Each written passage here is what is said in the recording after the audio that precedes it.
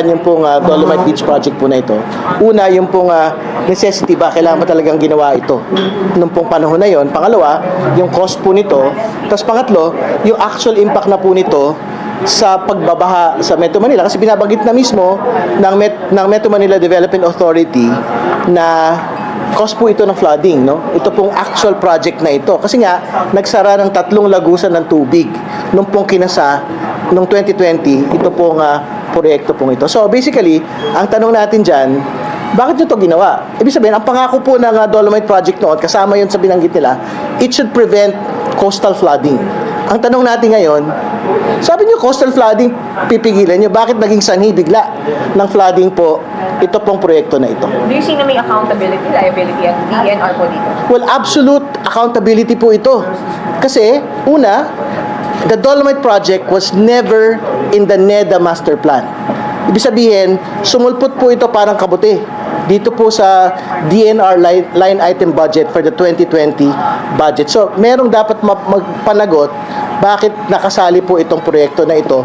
389 million pesos po na pwede sana ginamit sa totoo lang para sa mga dagdag pong interventions sa paglilinis ng tubig like additional sewage treatment plants para po sa Manila Bay. Na imbis na, katulad na sinasabi po na MMDA, na iimbudo sa singular sewage treatment plant sa kasalukuyan under the original design of the Dolomite Project. No? And pangalawa, sinasabi nila kasi this is in compliance with the Supreme Court continuing mandamus order. No? Pero we have to be very clear about the Supreme Court continuing mandamus order to rehabilitate Manila Bay. Ang sinasabi po ron, very specific, improve the water quality of Manila Bay.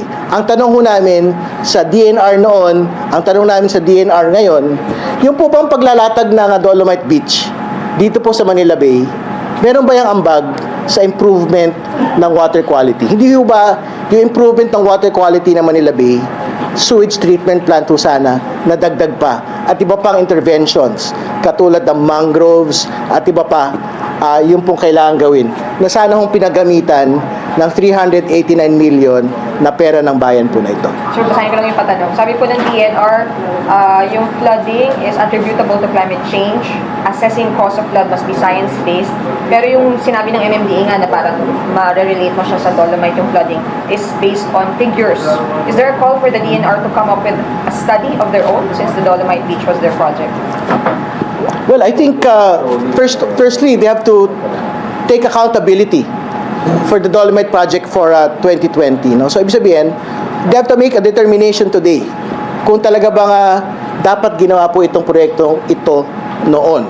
Katulad ng binanggit ko, it is supposed to be in line with the Supreme Court continuing mandamus to rehabilitate Manila Bay. It does not contribute to bettering the water quality in Manila. Basically, it was a cosmetic intervention, nothing else.